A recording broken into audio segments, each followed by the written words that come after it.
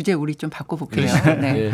윤석열 대통령 취임 2주년을 맞아서 기자회견을 한다 이렇게 알려졌는데 홍철호 정무수석 얘기를 들어보면 8일이나 9일 정도가 유력해 보이고요. 그리고 어떤 형식인지 정확한 날짜는 이제 지켜봐야 되는 건데 여기서 이제 꼭 이 질문만큼은 나와야 된다. 한 가지씩만 말씀하시면요.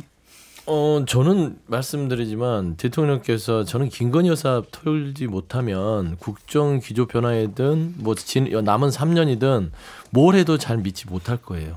그러니까 공정과 상식에 있어서의 가장 기준점이 본인한테 굉장히 가혹해야 됩니다. 그리고 본인의 배우자나 가족한테 가혹해야 돼요. 국민들은 그걸 보는 거예요. 그러니까 지금 최혜병 특검은 본인과 관련돼 있는데 거부를 하네. 근데 또 남은 것은 아예 우리가 거론조차 못하는 김건희 여사. 김건희 여사라고 안 하면 징계를 먹는 나라.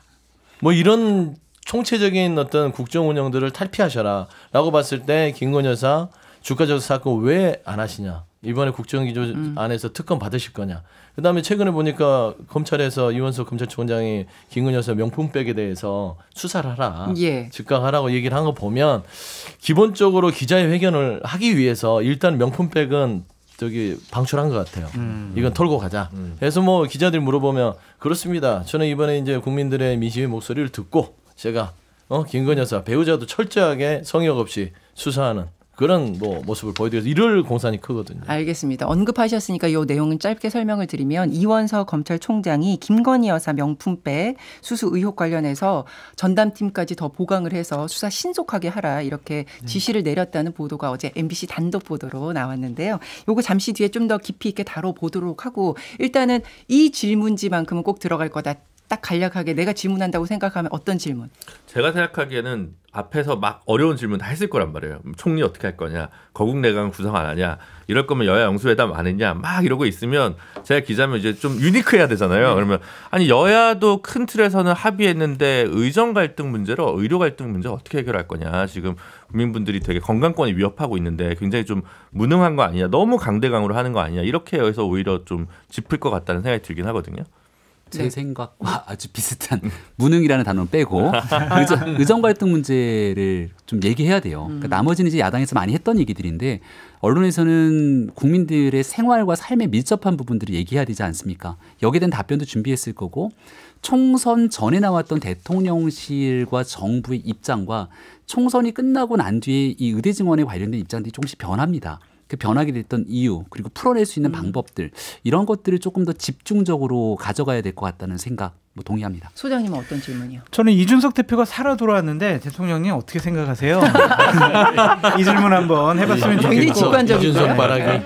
그리고 이런 질문은 안 했으면 좋겠어요. 되게 어렵고 불편한 질문들을 대통령께서 받으실 텐데 어떠한 이제 기자분이 질문해가지고 좀 분위기를 부드럽게 하는 차원에서 제가 이런 질문 드립니다. 지금 4월달 물가가 2.9%로 2%대로 안정화됐고 수출이 7개월 연속 지금 상승 흑자 나고 있는데 대통령의 국정운영 성과가 지금 여러 가지로 잘 나타나고 있는 거 아닙니까? 대통령님 좀 국정운영 자랑 좀 해보시죠. 이런 질문은 안 했으면 좋겠어요. 안 했으면 좋겠다. 네. 분위기 좋게 한다고 이런 질문 하지 말고 대통령이나 권력자들이 답하기 어렵고 불편한 질문을 기자들이 꼭 해주셨으면 좋겠다라고 말씀드립니다. 네. 그런 질문 문재인 정부 때 많이 하지 않았어요? 네. 그러니까 그 하지 말라. 무슨 그런 질문을 많이 해. 아니 그게 아니라 질문 자체 받는 그 횟수가 갈수록 줄어들고 있으니까 그게 제일 문제거든요. 그러니까 이거 언제 다음에 또 하실 겁니다라고 누가 꼭 질문해야 돼요. 그런 질문도 좀 자주 좋겠네요. 좀 하시죠. 이렇게 얘기를 나가야 돼요. 네. 알겠습니다. 아까 나왔던 그 이원석 검찰총장이 즉각 신속하게 수사해라 이렇게 지시를 내린 배경은 뭐라고 보세요? 저는 일단은 두 가지로 생각을 해봤는데요. 2주년 기자회견이 있는 것을 생각해 보면 일단은 기자들 앞에서 설 수가 없어요. 김건희 여사를 털지 않고서는. 그러니까 김건희 여사를 잘 보세요. 네덜란드 갔다가 나와서 명품백 터지고 지금 나오지 않고 있습니다. 꽁꽁 숨겨놨죠. 그러니까 결국에는 본인도 이걸 털어야만 활동도 김건희 여사도 활동하고 대통령도 기자들 앞에서 질문도 받고 하는데 이제 해야 되니까 자 털자. 일단 털어놓으면 할 말이 있잖아요. 그러니까 숨겨놓잖아요. 저는 그 배경이 가장 크다고 보고요. 저는 이 윤석열 대통령께서 이게 진심인지 아닐지 모르지만 22대가 되면 또 김건희 여사에 대한 특검이 발의가 될 겁니다. 그러면 이거를 피할 수가 없어요. 최혜병 특검처럼요. 그러면 일단 검찰에서 먼저 선제적으로 수사를 하고 속도를 내야만 또 이 특검에 대한 어떤 근본적인 절차를 뭐 물타기. 따질 수 있는 이런 근거를 마련해 주거든요. 저는 한 두 가지가 고려돼서 좀 발표하지 않았나 그러니까 생각합니다. 기자회견 임박한 시점, 이 시점을 봐야 된다는 네, 말씀이세요. 그것도 털어내고요. 그다음 22대 네. 김건희 특검이 들어온 부분도 좀 앞서 선제적으로 방어를 하고 그런 좀 포석이 있는 것 같습니다. 그러니까 김준일 대표님 유일한 법률가시니까 네. 여기서 검찰에서는 법리적으로는 김건희 여사 처벌하기 어렵다는 거잖아요. 그렇죠. 이게. 예. 배우자를 처벌하는 규정이 청탁금지법에는 없으니까 본인과 관련된 문제인데 좀 뭐 힘들어 하겠죠. 그럼 대통령 본인이 이걸 인지했느냐, 몰랐어요. 몰랐느냐, 뭐 이렇게 얘기하면 몰랐어요. 그런 부분으로 이제 그냥 정리하고 싶어 할 거거든요. 왜냐면 이게 의율하려고 해도 대가성 문제나 이런 것 때문에 뇌물죄로 의율하기는 솔직히 좀 어렵거든요. 예. 그런 부분이 있어서 그냥 차라리 빨리 털자. 근데 사실 특검법의 핵심이 국민적으로는 디올백에 대한 엄청난 분노가 있지만 법리적으로는 사실 주가 조작 문제나 이런 것이 훨씬 더 중하다고 보는데 그래서 저는 이제 이런 왜 지금 갑자기 검찰에서 그렇게 했냐는 것에 대해서 해석은 뭐 서영주 대변인 말씀도 저는 어느 정도 일리가 있다고 생각하지만 그렇다고 털리지도 않을 거다. 그거 한다고 해서 특검법을 그러면 뭐 야권에서 발의하지 않겠냐. 절대 그럴 리 없다고 생각하고 계속 큰 숙제로 남아 있을 것 같아요. 이 정부 내내. 이 김건희 리스크는. 근데 앵커님 이거는 법률적인 문제를 넘어서서 정치적인 상식적인 문제 아니에요? 대통령 부인이 어쨌든 뭐 어떤 지인의 목사 뭐 이런 분들에게 이 조그마한 파우치라도 받으면 안 되잖아요. 그러니까 이 시점에 검찰총장이 왜 이런 지시를 내렸냐 지금 이제 이게 좀 관심이 가는 건데. 서영주 부대변인 인식에 맞는 것 같아요. 그러니까 슬슬 윤석열 정부와 검찰이 맞서는 건가 뭐 이런 생각을 하시는 분들도 계시더라고요. 그래서 이건 저도 과한 그건 아닐 해석이에요. 것 같아요. 저도 거기까지는 생각해봤는데 네. 아직은 아닌 것 같아요. 같아요. 이제 아닌 것 이거잖아요. 대통령께서 이제 이 사건 관련해서 질문 받으면 지금 먼저 검찰 조사가 진행 중이니까 그걸 한번 지켜보시죠.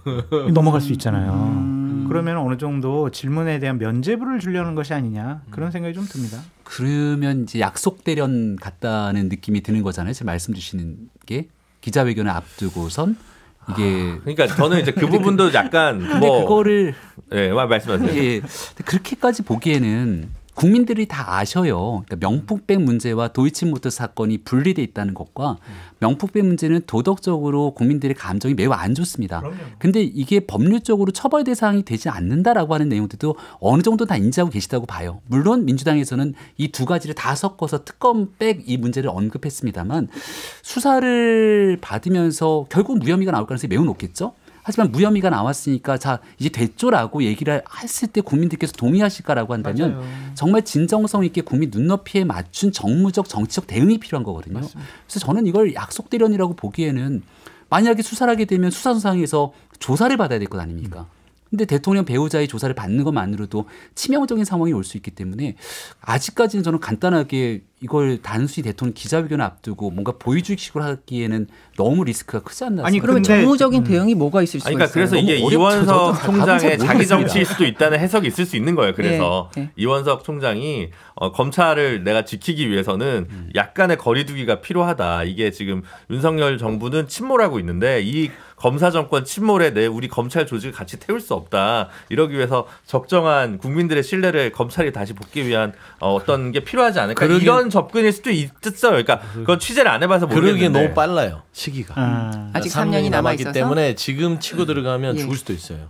예를 들면 그러니까 지금은 발톱을 드러낼 때가 아니기 때문에 제가 말한 대로 그전 단순한 어떤 구조일 거고 명품백을 받았다 해서 문제가 되는 게 아니에요. 그거는 이제 그 법적으로는 어떤 법적 책임은 면할 수 있지만 명품백 받았다는 그 사실로는 중요한 거는 명품백을 받고 그 사람들에게 많은 청탁을 어떻게 형식으로 받았느냐 그게 관건이죠. 뭐 인사에 개입이 됐느냐 아니면 국정 부분에 대해서 개입을 했느냐 배우자가 그런 거 하면 절대 안 되거든요. 그렇기 때문에 명품백을 받은 거를 부정청탁으로 해서 처분할 수 없으나 명품백을 받으면서 인사청탁을 했다면 이거는 처벌 대상이 됩니다. 그러니까 그렇죠. 이 부분까지 당연하죠.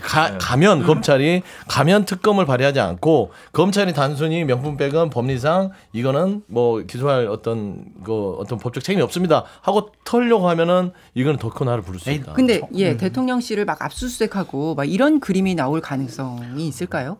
아니 법률적으로 처벌할 수 있는 근거가 없는데 어떻게 압수수색을 그러면 해요? 그러니까 김건희 여사에 대해서는 청탁금지법 위반으로 처벌을 할 수 없다. 그게 법리적으로 그렇다. 네. 그렇다면 대통령에 대해서는 다룰 수 있는 거잖아요. 대통령도 수사를 할 수 있는 건가요? 그냥 물론 수사는 할 수 있는데 몰랐어요. 이제 그렇게 되려면 뭐 몰랐다, 난 나중에 몰랐어요. 알았다, 뭐 이렇게 얘기해보니 그게 뭐 꼬리 자르기든 뭐든 할 테니까 일단은 그 최 목사 이제 불러서 이제 뭐 얘기 듣고 녹화된 전본이 있을 거 아니에요. 네. 그걸 봐서 그러면 이제 뭘 그 부탁했냐, 이제 그 부분이 핵심이 되는 거죠. 뭘 부탁했냐. 그리고 나서 뭐 김건희 여사까지 소환을 한번 할 거냐 말 거냐, 이게 이제 검찰의 제일 고민일 거고, 아마 뭐 대통령은 그게 뭐 관례라는 게 있지는 않습니다만 서면 조사로 가름할 가능성이 크지 않겠냐. 그러면 결국에는 이러다가 명품백을 준 사람만 처벌을 받는 걸로 마무리될 가능성도 있을까요?